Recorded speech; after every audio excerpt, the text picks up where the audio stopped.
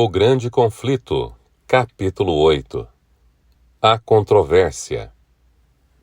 Carlos V, um novo imperador, subiu ao trono da Alemanha.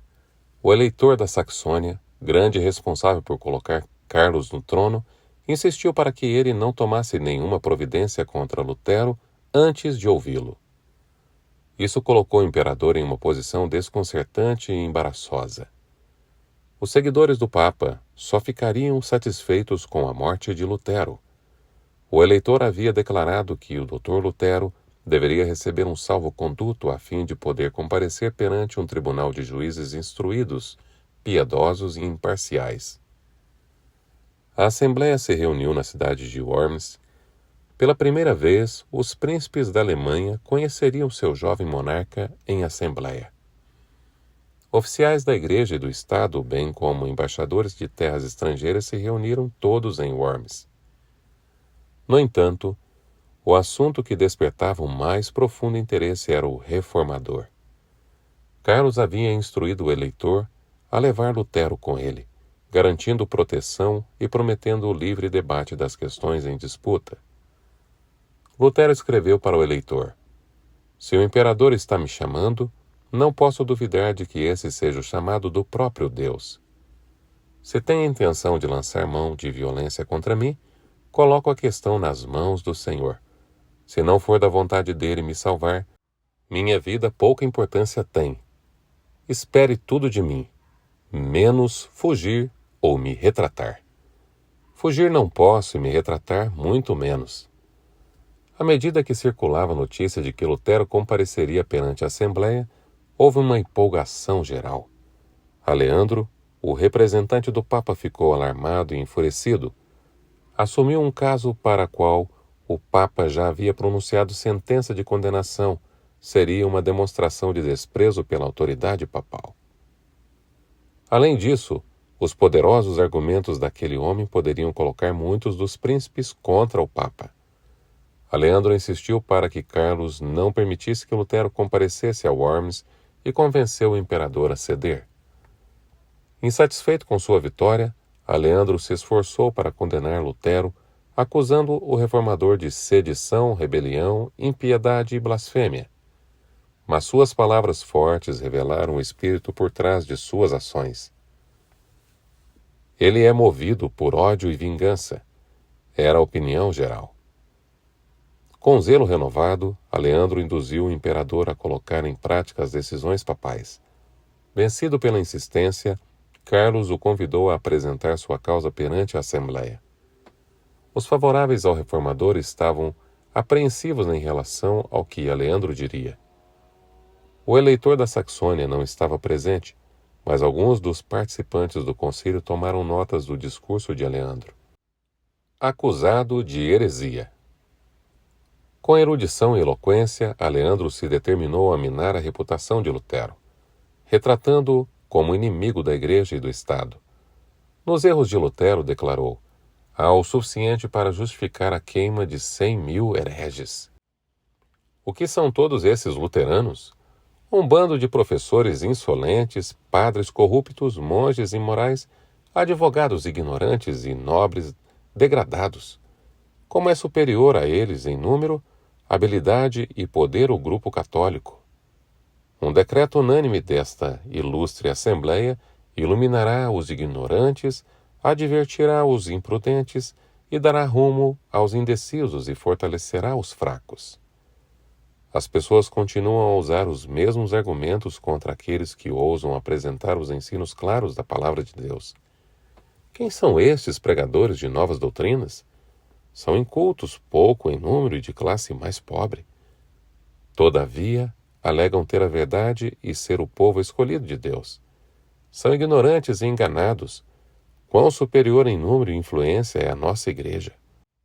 Esses argumentos não são em nada mais válidos agora do que eram na época do Reformador. Lutero não estava lá para superar o defensor do Papa com as verdades claras e convincentes da Palavra de Deus. A maior parte da Assembleia sentia-se inclinada não só a condenar a ele e a doutrina que ensinava, mas, se possível, eliminar toda a heresia. Tudo que Roma podia pronunciar em defesa própria já havia sido dito. A partir de então, o contraste entre a verdade e o erro se tornaria mais claro, à medida que uma guerra aberta começasse a se desenvolver. O Senhor, porém, tocou um membro da Assembleia para que fizesse um relato verdadeiro das consequências da tirania papal. O duque Jorge da Saxônia se levantou naquele ajuntamento de príncipes e especificou, com terrível precisão, os enganos e as abominações da Igreja. Abusos clamam contra Roma. Toda a vergonha foi colocada de lado e o único interesse da Igreja é dinheiro, dinheiro e mais dinheiro. De tal modo que pregadores que deveriam ensinar a verdade nada proferem além de falsidades. Elas não são apenas toleradas, como também recompensadas. Por quê? Quanto maiores as mentiras, maiores os seus ganhos. É dessa fonte podre que fluem tais águas poluídas.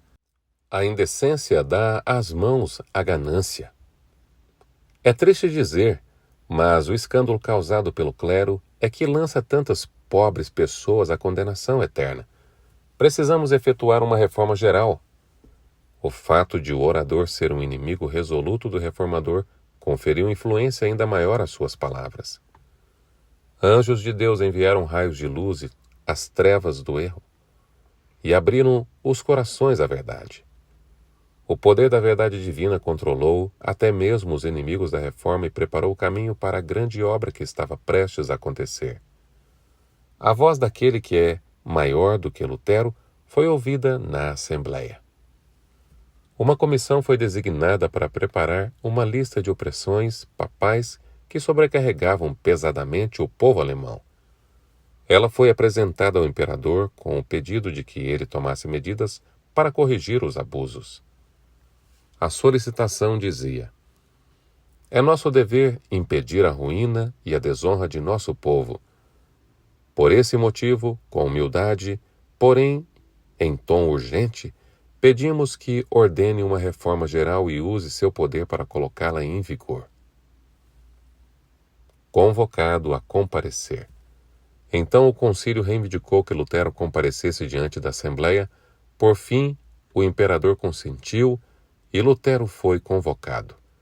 Com a convocação, ele também recebeu o salvo-conduto.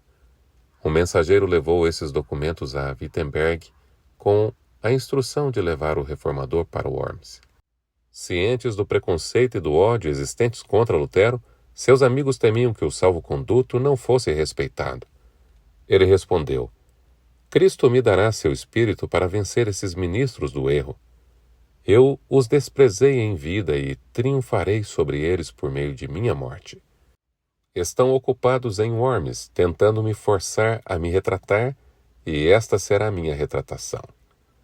Eu disse no passado que o Papa era vicário de Cristo, mas agora afirmo que ele é adversário do Senhor e apóstolo do diabo.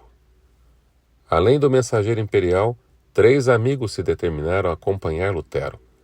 O coração de Melanchthon estava unido ao de Lutero e queria segui-lo. Entretanto, Lutero negou suas súplicas.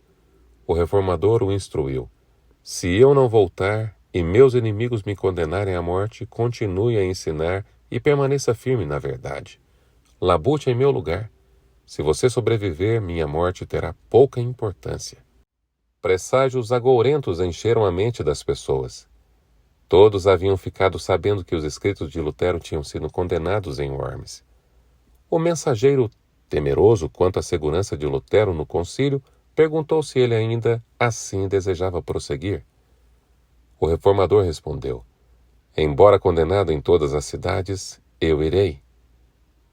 Em Erfurt, Lutero passou pelas ruas que tantas vezes havia trilhado, visitou sua cela no convento e pensou nas lutas que levaram o seu coração à luz que agora inundava toda a Alemanha.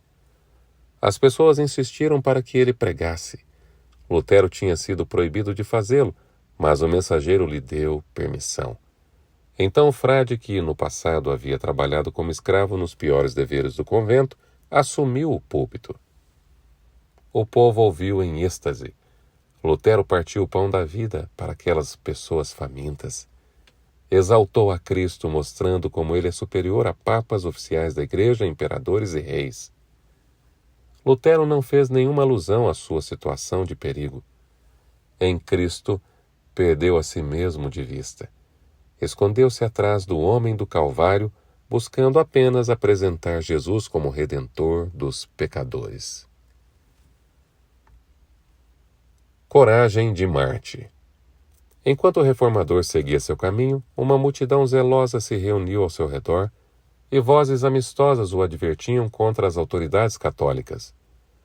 Vão queimá-lo, disseram alguns, e reduzirão seu corpo a cinzas, assim como fizeram com John Hus.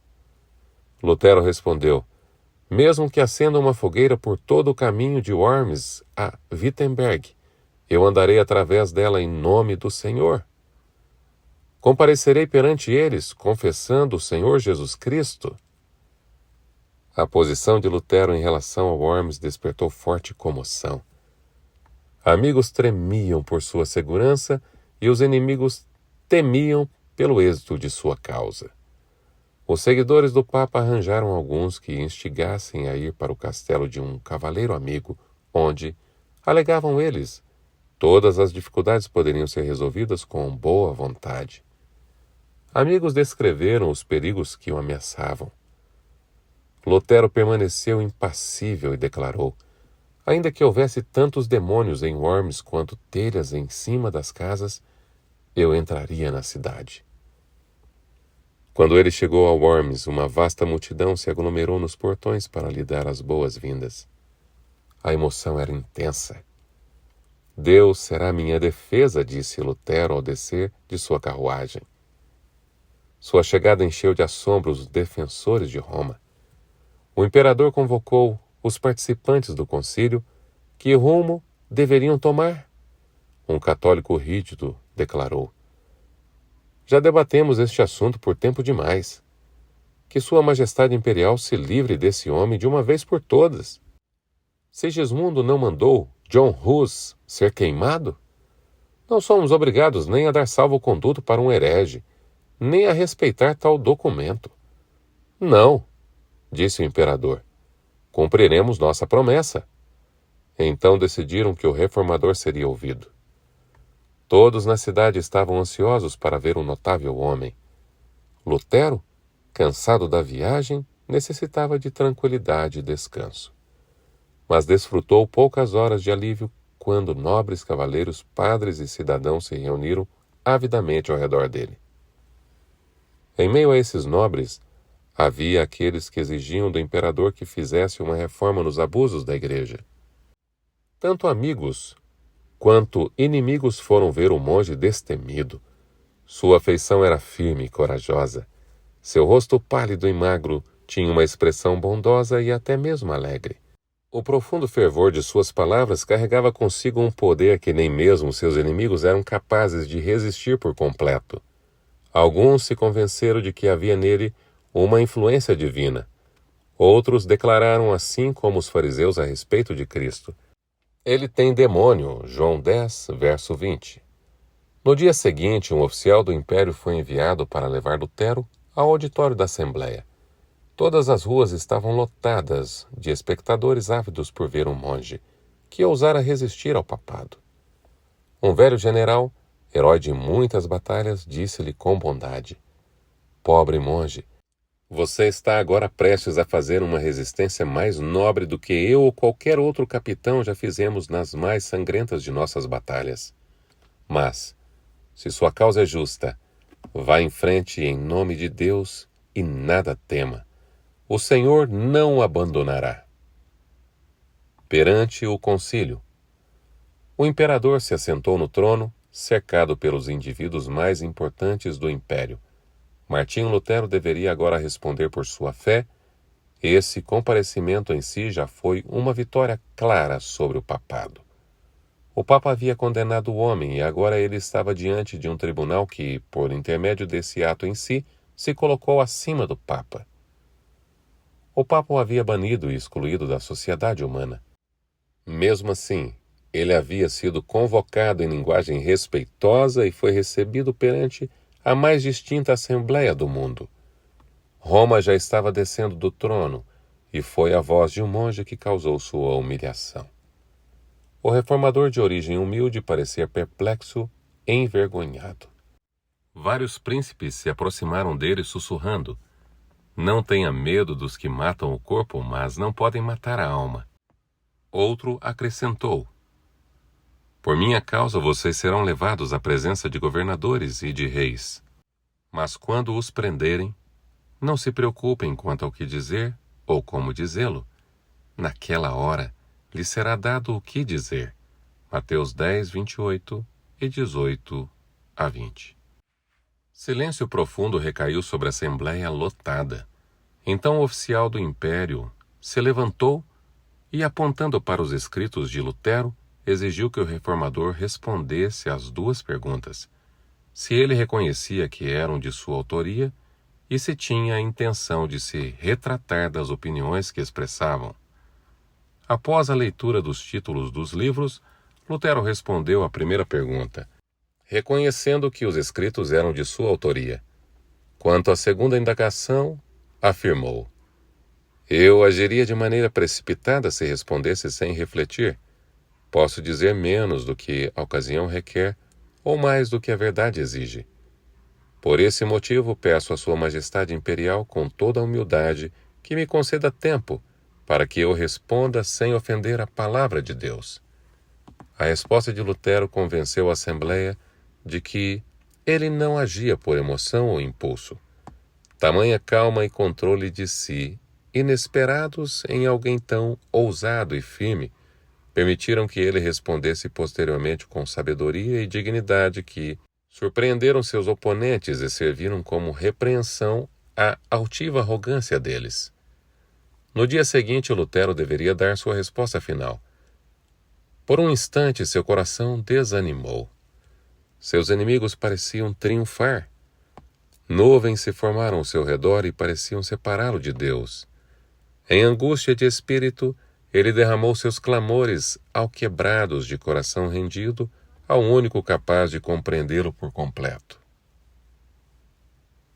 Ó Deus Todo-Poderoso e Eterno, implorou ele, se eu depositar minha confiança somente na força deste mundo, então tudo está acabado. Minha hora final chegou, minha condenação foi pronunciada. Ó Deus, ajude-me contra toda a sabedoria do mundo. A causa é tua, e ela é justa e eterna. Ó Senhor, ajuda-me, fiel e imutável Deus. Não deposito minha confiança em homem nenhum. O Senhor me escolheu para esta obra. Permaneça ao meu lado, por amor do teu tão amado Jesus Cristo, que é a minha defesa, meu escudo e minha fortaleza. No entanto, não foi o medo de sofrimento pessoal, tortura ou morte que o encheram de pavor. Lutero sentia sua inadequação. Por causa de suas fraquezas, a causa da verdade poderia sofrer perda. Ele lutou com Deus não pela própria segurança, mas pelo triunfo do Evangelho. Em sua necessidade absoluta, ele se apegou à fé em Cristo, o poderoso libertador. Ele não compareceria diante do concílio sozinho. A paz voltou ao seu coração, e ele se alegrou por ter a permissão de exaltar a palavra de Deus diante dos governantes das nações. Lutero pensou em sua resposta, examinou as passagens e seus escritos e extraiu das Escrituras provas adequadas para defender seus posicionamentos. Então, colocando a mão esquerda sobre o volume sagrado, ergueu a mão direita ao céu e fez o voto de permanecer fiel ao Evangelho e confessar livremente sua fé, mesmo que precisasse selar o testemunho com seu sangue. Novamente perante a Assembleia. Quando Lutero foi convocado novamente perante a Assembleia, estava calmo e pacífico, mas, ao mesmo tempo, corajoso e nobre, como testemunha de Deus entre os grandes da terra. O oficial do imperador exigiu uma decisão. Ele desejava se retratar? Lutero deu sua resposta em tom humilde, sem violência ou descontrole. Seu aspecto era modesto e respeitoso, porém demonstrava confiança e alegria que surpreenderam a Assembleia. Sereníssimo Imperador, ilustres príncipes e graciosos nobres, começou Lutero. Compareço à sua presença hoje para cumprir a ordem que me foi dada ontem. Se, por ignorância, eu violar os costumes e as formalidades da corte, peço que me perdoem, pois não fui criado nos palácios reais, mas na reclusão de um convento. Então afirmou que, em algumas das nossas obras publicadas havia escrito sobre a fé e as boas obras, e até mesmo alguns de seus inimigos as consideravam benéficas. Retratar-se delas seria o mesmo que condenar verdades aceitas por todos. A segunda categoria de escritos consistia daqueles que expunham as corrupções e os abusos do papado. Revogá-las equivaleria a fortalecer a tirania de Roma e abrir uma porta ainda mais larga para os sacrilégios maiores. Na terceira categoria, ele havia atacado indivíduos que defenderam males existentes. Em relação a estes, Lutero admitiu abertamente que fora mais violento do que o apropriado. No entanto, nem mesmo esses livros ele poderia revogar, pois os inimigos da verdade usariam isso como oportunidade para subjugar o povo de Deus com crueldade ainda maior. Continuou: defendo-me assim como fez Cristo. Se eu disse algo de mal, denuncie o mal. João 18, 23. Pela misericórdia de Deus, apelo a ti, sereníssimo Imperador, e a vós, ilustríssimos príncipes, e a todos os homens instruídos que provem, com base nos escritos dos profetas e apóstolos, que estou errado. Assim que me convencerem disso, eu me retratarei de cada erro e serei o primeiro a pegar meus livros e lançá-los ao fogo. Longe de me sentir desanimado, eu me alegro ao ver que o Evangelho é hoje, assim como no passado, causa de perturbação e dissensão. Esse é o caráter e o destino da Palavra de Deus. Não pensem que vim trazer paz à terra. Não vim trazer paz, mas espada, disse Jesus Cristo, Mateus 10, versículo 34. Tomem cuidado para que, achando que estão dando fim a todas as dissensões, não persigam a santa palavra de Deus, trazendo sobre vocês um temível dilúvio de perigos intransponíveis, desastres presentes e desolação eterna. Lutero havia falado em alemão. Em seguida pediram que repetisse as mesmas palavras em latim. Mais uma vez, ele fez seu discurso com a mesma clareza de antes. A orientação divina o guiou nisso. Erros e superstições tanto haviam cegado muitos dos presentes que, a princípio, eles não reconheceram a força do raciocínio de Lutero. A repetição, porém, permitiu que entendessem claramente as ideias apresentadas. Aqueles que teimosamente fecharam os olhos à luz ficaram enfurecidos com o poder das palavras de Lutero. O porta-voz da Assembleia disse, irado: "Você não respondeu à pergunta que lhe foi feita. Deve dar uma resposta clara e precisa. Vai se retratar ou não?" O reformador respondeu: "Já que Sua Serena Majestade e Suas Altezas exigem de mim uma resposta clara, simples e precisa, eu lhes darei a seguinte: não posso sujeitar minha fé nem ao Papa, nem aos concílios, pois é tão claro quanto a luz do dia que eles erraram com frequência e contradisseram uns aos outros, a menos que eu seja convencido pelo testemunho das Escrituras, pois não é seguro para um cristão falar contra sua consciência. Aqui estou, não há nada mais que posso fazer. Que Deus me ajude. Amém." Assim se posicionou o justo homem. Sua grandeza, sua pureza de caráter, sua paz e alegria de coração deixaram claro para todos que ele testemunhava da superioridade da fé que vence o mundo. Em sua primeira resposta, Lutero falou em tom respeitoso, quase submisso. Os seguidores do Papa pensaram que o adiamento era apenas o primeiro passo rumo à retratação da fé. O próprio Carlos a observar com certo desprezo o corpo abatido do monge, suas roupas humildes e a simplicidade de sua fala, declarou: esse monge nunca fará de mim um herege. A coragem e a firmeza que ele demonstrava, bem como o poder de seu raciocínio, encheram a todos de surpresa. O imperador exclamou com admiração: este monge fala com bravura no coração e coragem inabalável. Os defensores de Roma perderam a controvérsia, tentaram manter seu poder, não apelando para as Escrituras, mas por meio das ameaças, o argumento infalível de Roma. O porta-voz da Assembleia disse: se você não se retratar, o imperador e os estados do império vão se reunir para decidir que providência devem tomar contra um herege incorrigível. Lutero disse com toda calma: que Deus seja meu ajudador, pois não posso me retratar de nada. Pediram a ele que deixasse a Assembleia enquanto os príncipes deliberavam. A recusa persistente de Lutero em se sujeitar poderia afetar a Igreja por eras. Decidiram dar a ele mais uma oportunidade de se retratar. Mais uma vez perguntaram-lhe se renunciaria às suas doutrinas. Não tenho outra resposta a dar além daquela que já pronunciei, disse ele.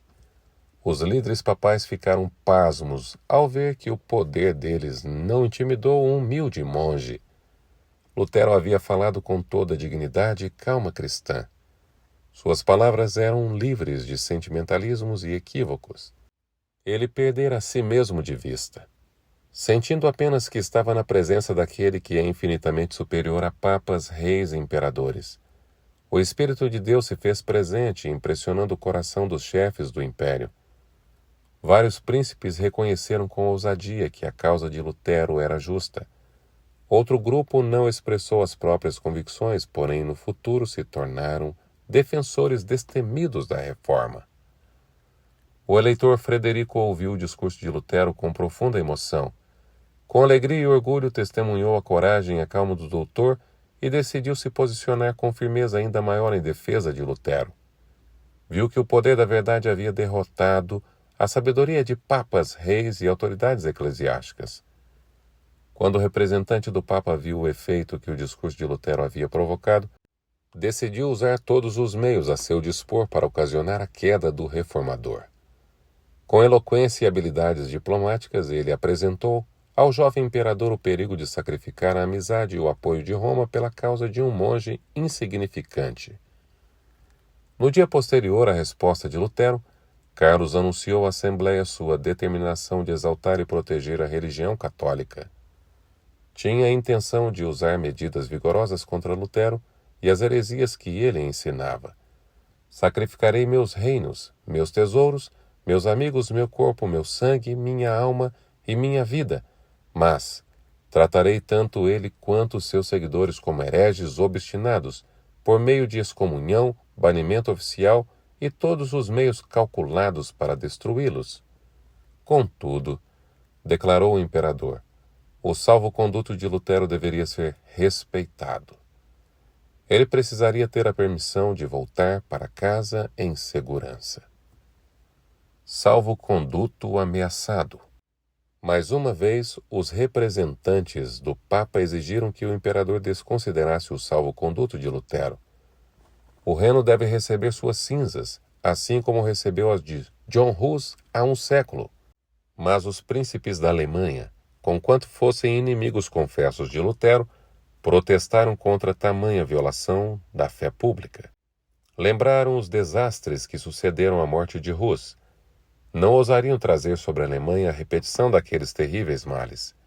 Respondendo à proposta infame, Carlos disse: mesmo que a honra e a fé desapareçam do mundo inteiro, elas ainda encontrarão um refúgio no coração dos príncipes. Os inimigos papais de Lutero continuaram a incentivá-los a tratar o reformador assim como Sigismundo fizera com Hus. Mas, recordando a cena na qual, em assembleia pública, Hus apontou para suas cadeias e lembrou o monarca de suas promessas de salvo-conduto, Carlos V declarou: eu não gostaria de corar como Sigismundo. No entanto, Carlos rejeitou deliberadamente as verdades que Lutero apresentou. Ele não se disporia a sair do caminho dos costumes para trilhar a vereda da verdade e da justiça. Assim como seus pais, ele também defenderia o papado. Ao fazê-lo, rejeitou aceitar a luz que ia além daquela que seus pais haviam aprendido. Muitos hoje se apegam às tradições de seus antepassados. Quando o Senhor envia mais luz, recusam-se a aceitá-la, porque seus pais não fizeram. Deus não poderá nos aprovar se olharmos para nossos pais a fim de decidir qual é nosso dever, em vez de examinar a palavra da verdade por nossa conta. Prestaremos conta pela luz adicional que agora brilha sobre nós da palavra de Deus. Por meio de Lutero, o poder divino havia falado ao imperador e aos príncipes da Alemanha. O Espírito de Deus suplicou com muitos pela última vez naquela assembleia. Assim como Pilatos fizera séculos antes, Carlos V cedeu ao orgulho humano e resolveu rejeitar a luz da verdade. As ameaças contra Lutero circulavam por toda parte, despertando comoção em toda a cidade. Cientes da crueldade enganosa de Roma, muitos amigos resolveram impedir que o reformador fosse sacrificado. Centenas de nobres se comprometeram a protegê-lo. Cartazes foram colocados nas portas das casas e em espaços públicos, alguns condenando Lutero e outros defendendo. Um deles trazia as seguintes palavras: Ai de ti, ó terra, cujo rei é criança. Eclesiastes 10:16. O entusiasmo popular a favor de Lutero convenceu o imperador e a Assembleia de que qualquer injustiça cometida contra ele colocaria em risco a paz do império e a estabilidade do trono. Esforços para transigir com Roma. Frederico da Saxônia escondeu cuidadosamente seu real sentimento em relação a Lutero. Ao mesmo tempo, guardou o reformador com vigilância constante, observando seus movimentos e os de seus inimigos. No entanto, muitos outros não esconderam sua simpatia em relação a Lutero. Spalatin escreveu: O quartinho do doutor não conseguia comportar todos os visitantes que apareciam. Até mesmo aqueles que não tinham fé em suas doutrinas não conseguiam deixar de admirar a integridade que o levara a correr risco de morte, em vez de violar a própria consciência. Alguns tentaram ativamente induzir Lutero a concordar em fazer concessões a Roma. Nobres e príncipes lhe disseram que se ele mantivesse o julgamento contra a Igreja e os concílios, seria banido do império e não teria defesa alguma. Mais uma vez insistiram para que se sujeitasse ao juízo do imperador. Assim ele não teria nada a temer. Em resposta, Lutero disse: Consinto de todo o coração que o imperador, os príncipes e até mesmo o mais vil cristão examinem e julguem minhas obras. Mas com uma condição: que usem a palavra de Deus como padrão. A humanidade nada mais tem a fazer além de lhe obedecer. Em outro apelo disse: Consinto em renunciar a meu salvo-conduto, coloco minha pessoa e minha vida na mão do imperador, mas a palavra de Deus nunca. Disse que estava disposto a se submeter a um concílio geral, mas somente se o concílio decidisse de acordo com as Escrituras. No que diz respeito à palavra de Deus, qualquer cristão é tão bom juiz quanto o Papa, mesmo se 1 milhão de concílios ficarem ao lado do Papa. Tanto amigos quanto inimigos finalmente se convenceram de que esforços adicionais para conciliar as duas partes seriam inúteis. Se o reformador tivesse cedido um único ponto, Satanás e seus anjos teriam conquistado a vitória. Sua firmeza inabalável foi um meio de libertar a Igreja. A influência desse homem que ousou pensar e agir por si mesmo afastaria a Igreja e o mundo não só em uma época, mas em todas as gerações futuras. Logo o imperador ordenou que Lutero voltasse para casa. Sua condenação viria em seguida. Nuvens ameaçadoras pairavam sobre seu caminho, porém, ao deixar Worms, seu coração estava cheio de alegria e louvor. Após a partida, Lutero queria deixar claro que sua firmeza não consistia em rebelião. Escreveu para o monarca: Estou pronto, com a maior disposição para obedecer a vossa majestade, em honra ou desonra, para viver ou morrer, sem nenhuma exceção a não ser a palavra de Deus pela qual o ser humano vive. Quando há interesses eternos envolvidos, Deus não quer que uma pessoa se submeta a outra. Isso se dá porque tal submissão em questões espirituais acaba sendo uma forma de adoração, a qual só pode ser prestada ao Criador. Na jornada partindo de Worms, líderes importantes da igreja receberam de bom grado o monge excomungado e governantes civis honraram o homem a quem o imperador havia denunciado. Insistiram para que pregasse e, a despeito do banimento imperial, mais uma vez ele assumiu o púlpito e disse: "Nunca prometi acorrentar a palavra de Deus, nem o farei." Não muito depois de Lutero partir de Worms, os líderes católicos conseguiram convencer o imperador a promulgar um edito contra ele. O reformador foi denunciado como o próprio Satanás em forma humana e vestido com roupas de monge. Assim que o salvo-conduto expirou, todos foram proibidos de abrigá-lo, de lhe dar comida ou bebida, ou de ajudá-lo com qualquer palavra ou ato. Lutero deveria ser entregue às autoridades e seus seguidores também seriam presos e perderiam suas propriedades. Seus escritos deveriam ser destruídos e, por fim, todos os que ousassem agir de forma contrária ao decreto seriam incluídos em sua condenação. O eleitor da Saxônia e os príncipes mais favoráveis a Lutero haviam partido de Worms pouco depois do reformador e o decreto do imperador foi aprovado pela Assembleia que ainda se encontrava ali. Os apoiadores de Roma não poderiam estar mais felizes. Eles imaginaram que o destino do reformador estava selado. Deus usa Frederico da Saxônia. Um olho vigilante seguia os movimentos de Lutero e um coração verdadeiro e nobre resolveu resgatá-lo. Deus deu a Frederico da Saxônia um plano para salvar a vida do reformador. Na viagem para casa, Lutero foi separado de seus companheiros e logo foi levado para o meio da floresta até o castelo de Wartburg, uma fortaleza isolada nas montanhas. Seu esconderijo era um segredo tão bem guardado que nem o próprio Frederico sabia para onde Lutero tinha sido levado. Essa ignorância foi planejada. Enquanto o eleitor não soubesse de nada, não poderia revelar nada. Satisfeito com a certeza de que o reformador estava seguro, ele se contentou. Primavera, verão e outono se passaram. Chegou o inverno e Lutero permanecia prisioneiro. Aleandro e seus seguidores se vangloriavam de seu sucesso. A luz do evangelho parecia prestes a se extinguir, mas a luz do reformador brilharia com intensidade ainda maior. Segurança em Wartburg. Na segurança amistosa do castelo de Wartburg, Lutero se alegrou por se ver liberto do calor e tumulto da batalha. Entretanto, por estar acostumado a uma vida ativa e cheia de conflitos, não conseguia suportar permanecer inativo. Naqueles dias solitários, a condição da igreja se levantou diante dele. Temia ser chamado de covarde por se retirar da luta. Então se repreendeu por ser ocioso e autocondescendente. Ao mesmo tempo, porém, todos os dias ele realizava mais do que parecia possível a um só homem fazer. Sua pena nunca ficou parada. Seus inimigos ficavam pasmos e confusos com as provas tangíveis de que ele continuava ativo.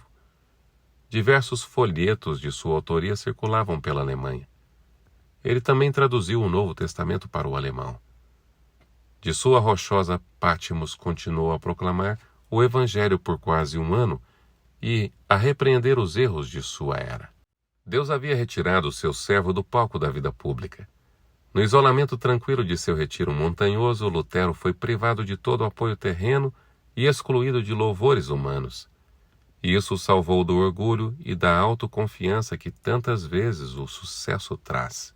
Quando as pessoas se alegram na liberdade que a verdade lhes traz, Satanás tenta afastar os pensamentos e as afeições delas de Deus e uni-las a agentes humanos, para que honrem o instrumento e ignorem a mão que dirige os acontecimentos que o Senhor escolhe. Com muita frequência, os líderes religiosos que são louvados assim começam a confiar em si mesmos. As pessoas tendem a olhar para eles em busca de orientação, em vez de examinar a palavra de Deus.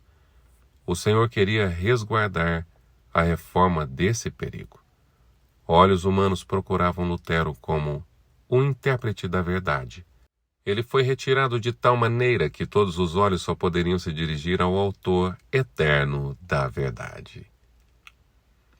O fim do capítulo 8 do livro O Grande Conflito.